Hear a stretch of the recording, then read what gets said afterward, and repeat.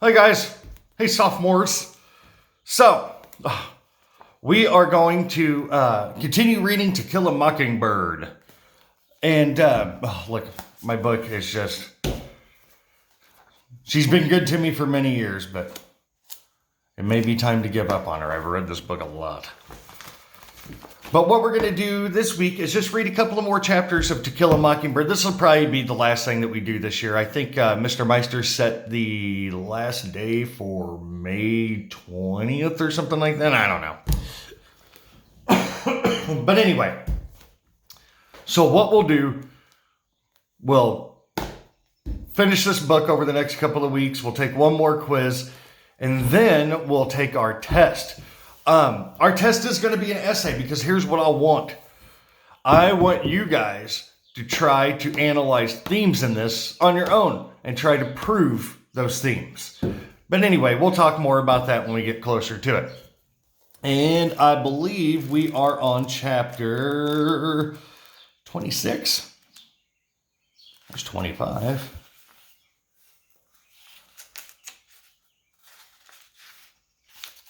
There's 26. Now, here's the thing. I don't want to keep harping on you guys to get your work done. I really don't. I understand that things are weird and it's hard and there's more responsibilities added to your daily life besides just going to school. But I am giving you guys the absolute bare minimum that I could give you and still be okay with where you're at the end of this year. Please, please, please do your work. So it's basically going to boil down to this. If work's not being done, we're going to have to do it next year. I mean, we can't just ignore stuff for months and lose those months of our education and still think it'll be okay next year. We have to do our best to keep up. But anyway, chapter 26. I'm just going to give up on this cover. School starts, let me try that again. School started, and so did our daily trips to the Radley place. Jim was in 7th grade and went to high school beyond Grammar School building, and went to high school beyond the Grammar School building. I was now in 3rd grade, and our routines were so different. I only walked to school with Jim, and in the mornings, and saw him at meal times. He went out for football, but was too slender and too young to do anything but carry the team water buckets. This he did with enthusiasm. Most afternoons he was seldom home before dark. The Radley place had ceased to terrify me, but it was no less gloomy, no less chilly under its great oaks, and no less uninviting. Mr. Nathan Radley could still be seen on a clear day walking to and from town, and we knew Boo was there for the same old reason. Nobody'd seen him carried out yet.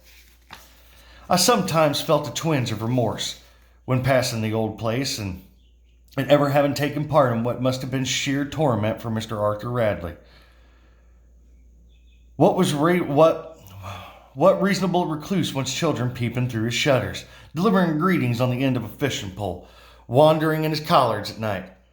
And yet I remembered 2 Indian head pennies, chewing gum, soap dolls, and rusty metal, a broken watch, and chain. Jim must have put them away somewhere. I stopped and I looked at the tree one afternoon. The trunk was swelling around its cement patch. The patch itself was turning yellow. We'd almost seen him a couple of times. Good enough score for anybody. But I still looked for him each time I went by. Maybe someday we would see him. I imagined how it would be when it happened. He'd just be sitting in the swing when I came along. "How do, Mr. Arthur," I would say, as if I had said it every afternoon of my life. "Evening, Jean Louise," he would say, as if he had said it every afternoon of my life.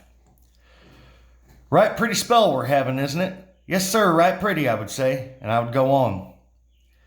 It was only a fancy. We would never see him. He probably did go out when the moon was down and gaze upon Miss Stephanie Crawford.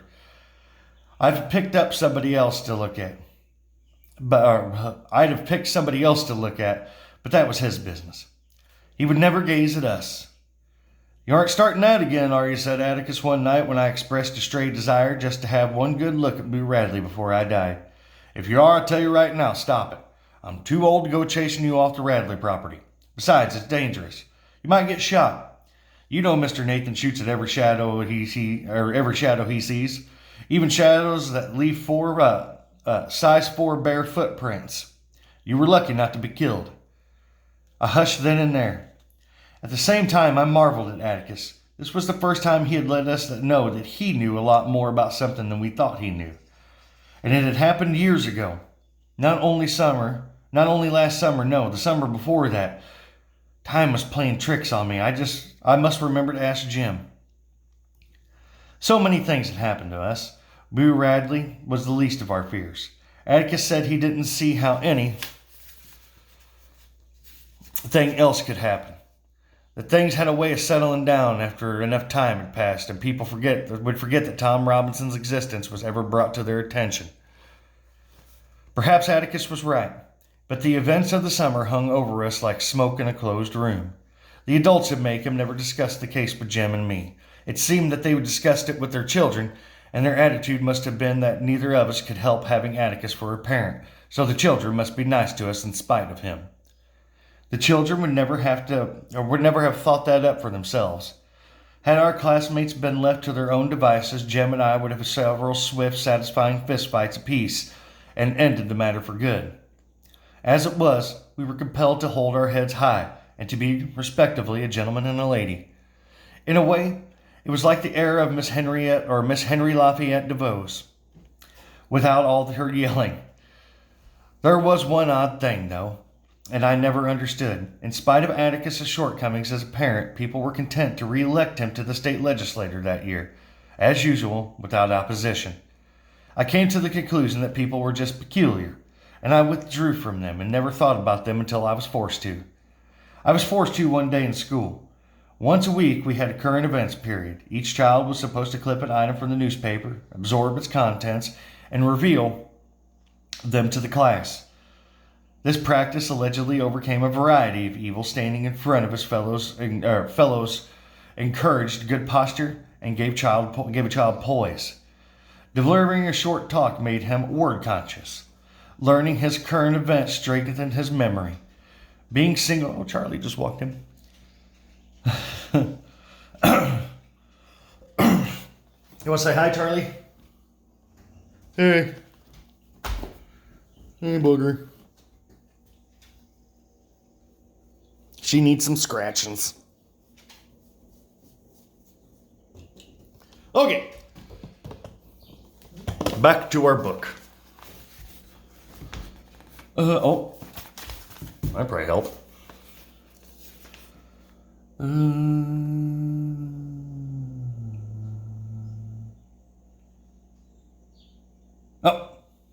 This practice allegedly overcame a variety of evils. Standing in front of his fellows encouraged good posture and gave a child poise. Delivering a short talk made him word conscious. Learning his current event strengthened his memory. Being singled out made him more than ever anxious to return to the group. The idea was profound, but as usual in Maycomb, it didn't work very well. In the first place, very few rural, I hate that word, I hate saying rural, it just doesn't roll off my tongue well. Children had access to newspapers, so the burden of current events was borne by the town children, convincing the bus children more deeply that the town's children got all the attention anyway. The rural children could usually... Hold on 1 second, guys. Okay. The rural children could usually brought clippings from what they called the grit paper, a publication spurious in the eyes of Miss Gates, our teacher. Why she frowned when the children recited from the grit paper, I never knew. But in some way, it was associated with the liking of fiddling, eating syrupy biscuits for lunch, being a holy roller, singing Sweetly Sings the Donkey, and pronouncing it donkey. All of which the state paid teachers to discourage. Even so, not many of the children knew what a current event was. Little Chuck Little, 100 years old in his knowledge of cows and their habits, was halfway through an Uncle Natchel story when Miss Gates stopped him. Charles, that is not a current event. This is an advertisement. Cecil Jacobs knew what one was, though. When his turn came up, he went out to the front room and began, "Old Hitler." "Adolf Hitler," Cecil said, Mrs. Gates. "One never begins with old anybody." "Oh, yes, ma'am," he said. Old Adolf Hitler has been persecuting, Cecil. No, Miss Gates says right here. Well, anyway, old Adolf Hitler had been after the Jews, and he was putting them in prisons and taking away all their property, and he won't let them out in the country. And he's washing all the feeble-minded and washing the feeble-minded. Well, yes, ma'am, Miss Gates. I reckon they don't have enough sense to wash themselves. I reckon an idiot could keep himself clean. Anyway, Hitler's starting a program to round up half the Jews too, and he wants to register him in case they might want to cause him any trouble, and I think it's a bad thing, and that's my current event. Very good, Cecil, said Mrs. Gates. Puffing, Cecil returned to his seat. A hand went up in the back of the room. How can he do that? Who do what? Asked Mrs. Gates patiently. I mean, how can Hitler just put a lot of folks in a pen like that? Looks like the government would stop him. Hitler is the government, said Mrs. Gates, and seizing the opportunity to make an education dynamic, she went to the blackboard and she printed democracy in large. Am I missing a page? Did I skip one? Yeah, I did skip one. In large letters. Democracy, she said. Does anybody have a definition? Us, somebody said. I raised my hand, remembering an old campaign slogan Atticus had once told me about. What do you think it means, Jean Louise? Equal rights for everybody, special privileges for none, I quoted. Very good, Jean Louise, very good. Miss Gates smiled. In front of democracy, she printed, We are a. Now, class, say it all together. We are a democracy. We said it, and then Miss Gates said, That's the difference between America and Germany. We are a democracy, and Germany is a dictatorship. Dictatorship, she said. Over here, we don't believe in persecuting anybody. Persecution comes from people who are prejudiced. Prejudice, she enunciated carefully. There are no better people in the world than the Jews, and why Hitler doesn't think so is a mystery to me. Can you guys see the irony in that? They're upset that Hitler, and they can't understand why Hitler is persecuting the Jews, but they are persecuting the black people in their own town. They don't see their own hypocrisy. Also, we're not a dictator, or we're not a democracy. We're a democratic republic. Toot toot. Okay. An inquiring soul in the middle of the room said, Why don't they like Jews, you reckon, Miss Gates? I don't know, Henry.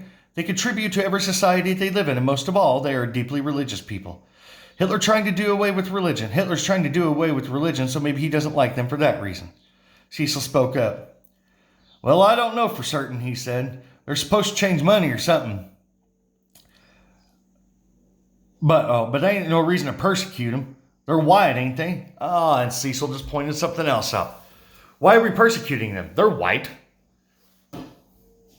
I mean, that just really needs no further explanation. As I had never liked arithmetic.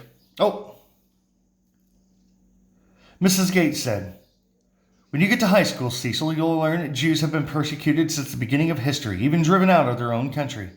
It's one of the most terrible stories in history. Now, time for arithmetic, children. As I had never liked arithmetic, I spent the period looking out the window.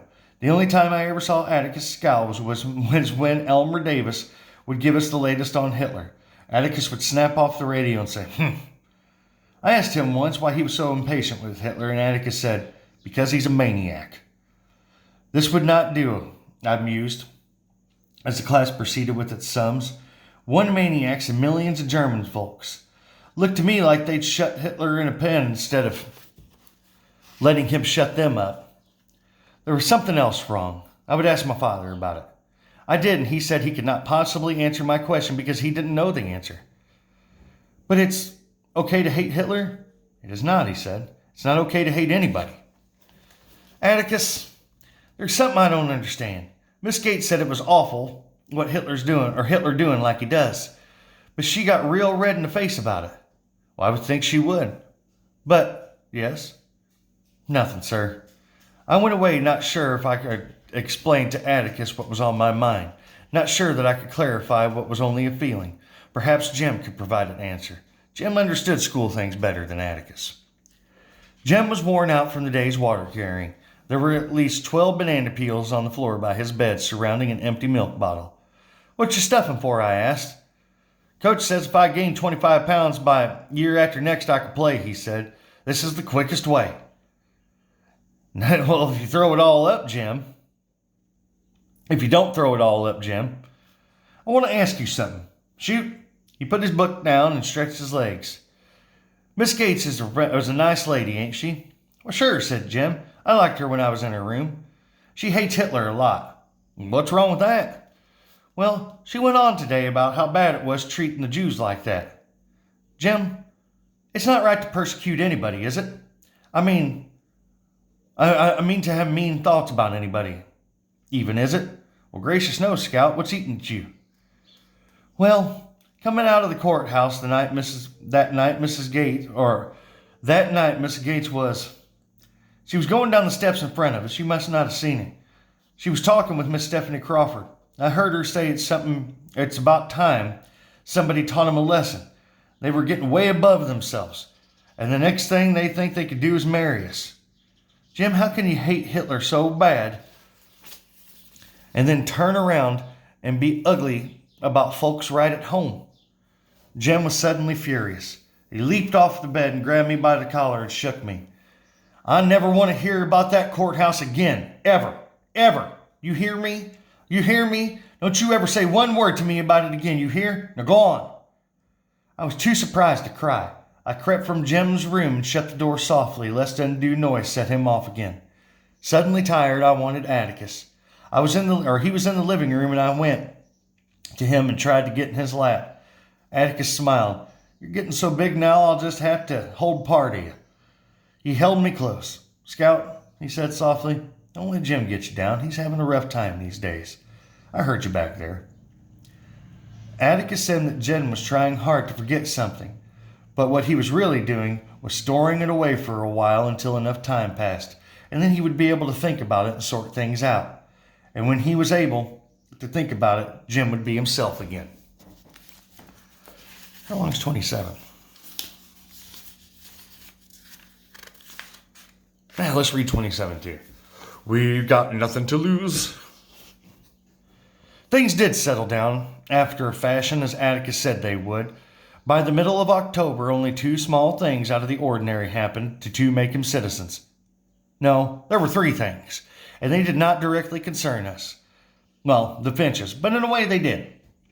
The first thing was that Mr. Bob Ewell acquired and lost a job in a matter of days and probably made himself unique in the annals of the 1930s. He was the only man I ever heard of who was fired from the WPA for laziness. Okay, well, I can tell you about this real quick. So the WPA was started. It was a civil service project. And it was started by Franklin Roosevelt as a means to end the Great Depression, to put people to work. That's when you saw a lot of roads being built. You saw a lot of dams being built. You saw a lot of civil service projects being done. And the reason that he did that is because, let me think, I think it was 24% of the population, of the working population, was out of work during the Great Depression. So what Roosevelt did was he shut all the banks down. He started the FDIC, which is insurance for banks. And so people wouldn't lose all their money if the bank collapsed. But he wanted to put Americans back to work, so he started the civil service projects, and this was part of it. And it was really hard to get fired because, well, basically they started these projects to put people to work and to get them going again. But it seems that Bob Ewell doesn't like to work. Bob Ewell just wants to drink. Okay. For laziness, I suppose his brief burst of fame brought on a briefer burst of industry. But his job lasted only as long as his notoriety. Mr. Ewell found himself as forgotten as Tom Robinson. Thereafter, he resumed his regular weekly appearances at the welfare office for his check, and received it with no grace amid obscure mutterings that the bastards who thought they ran this town wouldn't permit an honest man to make a living. Ruth Jones, the welfare lady, said Mr. Ewell openly accused Atticus of getting his job. She was upset enough to walk down to Atticus's office and tell him about it. Atticus told Miss Ruth not to fret, that if Bob Ewell wanted to discuss Atticus's getting his job, he knew the way to the office. So here's what Bob Ewell does. He blames everybody for his problems without taking his own responsibility. It's always somebody else's fault. And now he's blaming Atticus. And years has went by since this trial, and he's still blaming Atticus for his own ineptitude. The second thing happened to Judge Taylor. Judge Taylor was not a Sunday night churchgoer. Mrs. Taylor was. Judge Taylor savored his Sunday night hour alone in his big house, and church time found him holed up in his study reading the writings of Bob Taylor, no kin, but the judge would have been proud to claim it. One Sunday night, lost in fruity metaphors and florid diction, Judge Taylor's attention was wrenched from the page by an irritating scratching noise. "Hush," he said to Ann Taylor, his fat, nondescript dog.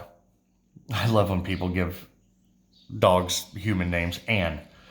And then he realized he was speaking to an empty room. The scratching noise was coming from the rear of the house.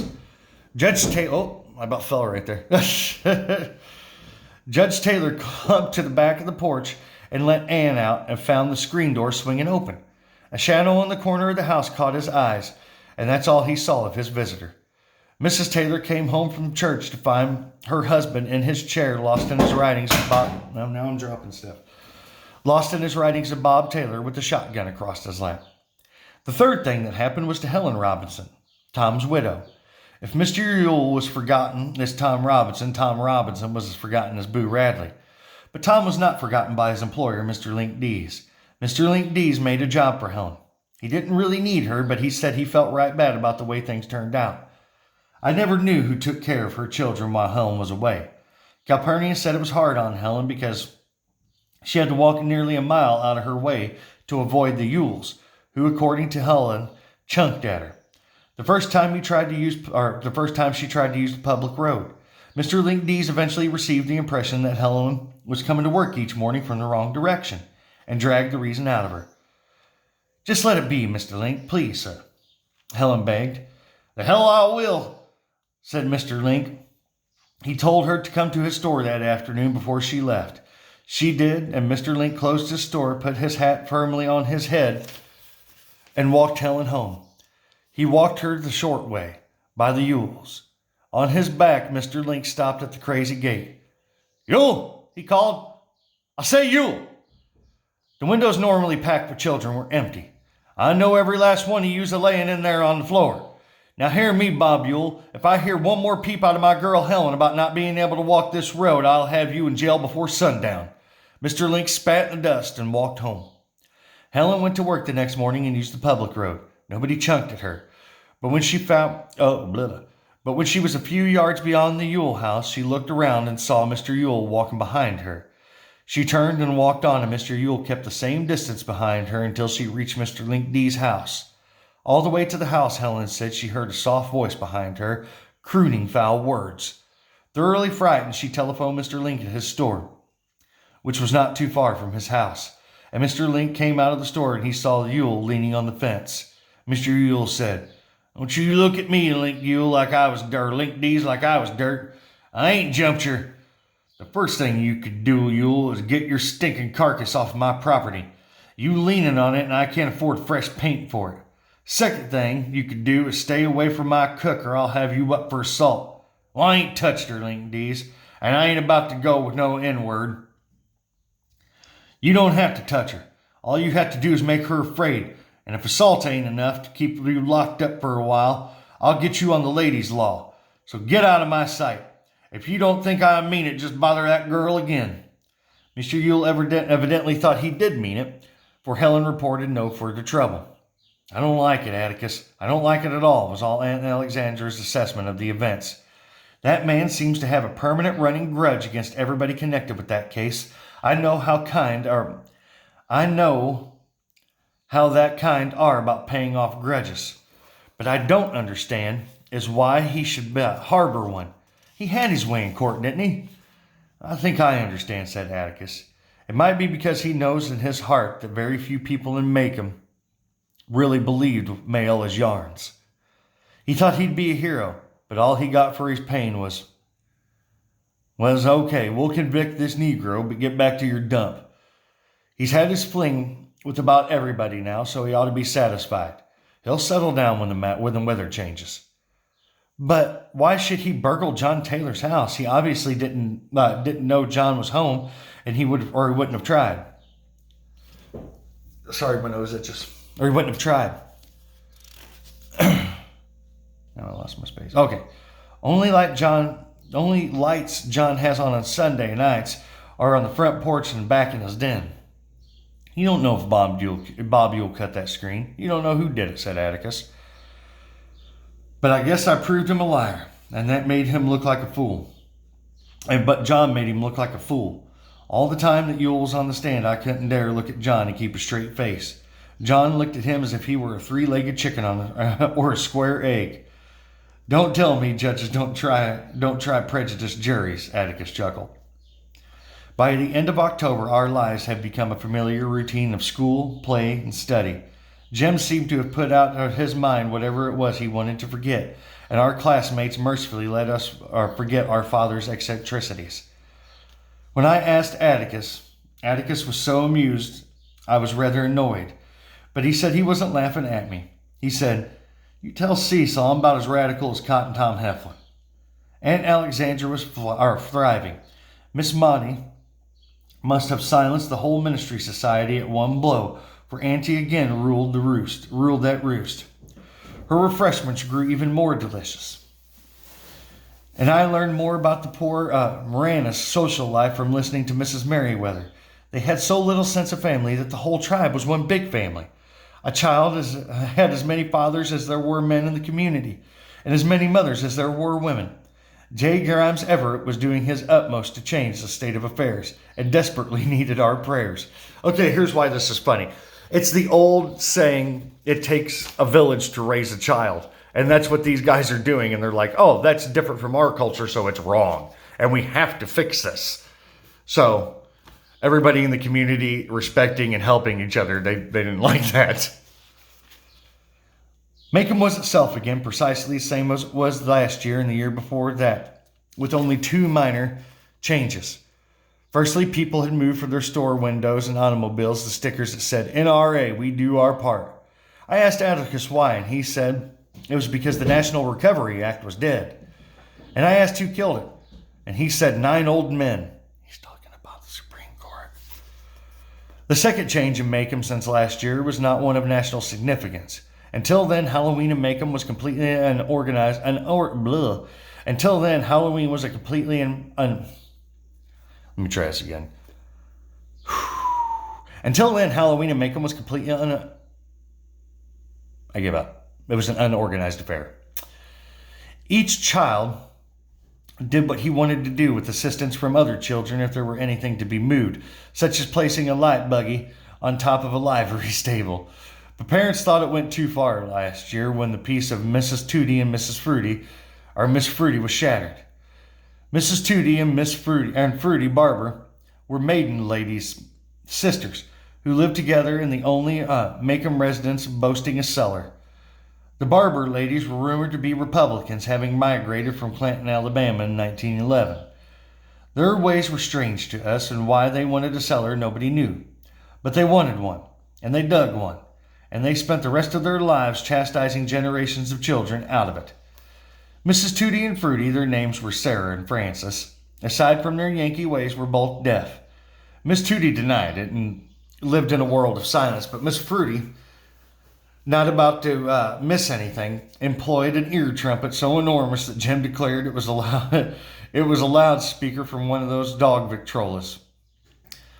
With these facts in mind and Halloween at hand, some wicked children had waited until Mrs. Barber were thoroughly asleep, slipped into their living room, nobody but the Radleys locked up at night, stealthily made away with every stick of furniture they're in, and hid it in the cellar. I denied taking part in such a thing. So they took these 2 old ladies who were deaf, they took all their furniture out of their living room and put it down in the basement. I heard him, was the cry that awoke Mrs. Barber's neighbors at the dawn the next morning. I heard him drive up a truck to the door, stomped around like horses. They're in New Orleans by now. Miss Tootie was sure those traveling fur sellers who came through town 2 days ago had purloined their furniture. Dark they were, she said. Syrians. Mr. Heck Tate was summoned. He surveyed the area and said he thought it was a local job. Miss Fruity said she'd know a making voice anywhere, and there was no making voices in that parlor last night. Rolling their R's over their premises. They were, nothing less than the bloodhounds must have been used to locate their furniture, Mrs. Tootie insisted, and so Mr. Tate was obliged to go 10 miles out on the road, round up the county hounds, and put them on the trail. Mr. Tate started them off at Mrs. Barber's front steps, but all they did was run around to the back of the house and howl at the cellar door. And when Mr. Tate set them in motion 3 times, he finally guessed the truth. By noontime that day, there was not a barefoot child to be seen in Macomb, and nobody took off his shoes until the hounds were returned. So the Macomb ladies said things could be different this year. The high school auditorium would be open, and there would be a pageant for grown-ups and apple bobbling and taffy pulling and pinning the tail on the donkey for the children. There would also be a prize of 25 cents for the best Halloween costume created by the wearer. Jim and I groaned. Not that we'd ever done anything, but it was the principle of the thing. Jim considered himself too old for Halloween anyway. He said he wouldn't be caught anywhere near the high school at something like that. Oh well, I thought Atticus would take me. I soon learned, however, that my services would be required on the stage that evening. Miss Grace Merriweather had composed an original pageant entitled Macomb County ad Astra per Aspera, and I was to be the ham. She thought it would be adorable if some of the children were costumed to represent the county's agricultural products. Cecil Jacobs would be dressed up like a cow. Agnes Boone would make a lovely butter bean. Another child would be a great peanut. And on down the line until Mrs. Merriweather's imagination and supply of children were exhausted. Our only duties, as far as I could gather from our 2 rehearsals, were to enter from the stage left where as Miss Merriweather, not only the author but the narrator, identified us. When she called out, "Pork!" that was my cue. When the assembled company would sing, Macomb County, we will aye be true to thee. And the grand finale, and Miss Merriweather would mount the stage with the state flag. My costume was not as much of a problem. Miss Crenshaw, the local seamstress, had as much imagination as Miss Merriweather. Miss Crenshaw took some chicken wire and bent it to the shape of a cured ham. This she covered with brown cloth and painted it to resemble the original. I could duck under and someone could put the contraption down over my head. It came almost to my knees, and Mrs. Crenshaw thoughtfully put 2 peepholes in for me. She did a fine job. Jim said I looked exactly like a ham with legs, and there were several discomforts, though. It was hot.